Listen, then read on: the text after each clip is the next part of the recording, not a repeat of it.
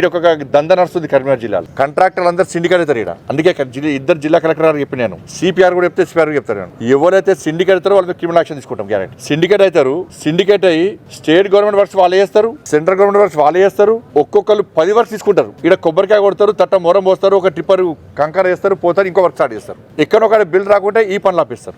కేంద్రం ఇచ్చే పైసలు నేరుగా వస్తున్నాయి, అన్ని నిధులు వస్తున్నాయి. కానీ ఒక్కొక్క కాంట్రాక్టర్ 10 పనులు చేసుకొని ఇక వేరే కాంట్రాక్టర్ రానియరు.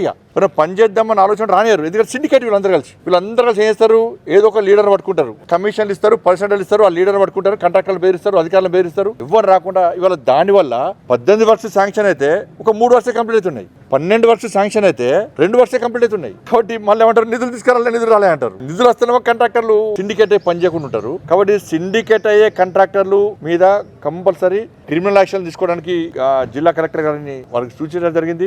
బ్లాక్ లిస్ట్ ఎవరైతే పీరియడ్ అయిపోయినాక కూడా పని చేస్తలేరు 2 జిల్లాల అధికారులు ఆదేశించారు జరిగింది. మొత్తం పూర్తి డీటెయిల్ రిపోర్టు జనవరి 5 లోపల ఏ కాంట్రాక్టర్ పని ఎందుకు చేయలేదు, పని చేయని కాంట్రాక్టర్ మీద డిపార్ట్మెంట్ పరంగా సీరియస్ యాక్షన్ తీసుకోవాలి. వాడు పని చేయడానికి అనర్హుడు అందరూ కూడా. కాబట్టి క్రిమినల్ యాక్షన్ ఉంటుంది, పని చేయకుంటే సీరియస్ యాక్షన్ ఉంటుంది. కాబట్టి దీని మీద చాలా సీరియస్ గా వివరిస్తాం. ఎందుకంటే ఇలా రివ్యూ చేసిన తర్వాత చాలా బాధ అనిపించింది. సిండికేట్ కాంట్రాక్టర్ మీద మాత్రం పక్కా లోపటిస్తాం వాళ్ళని.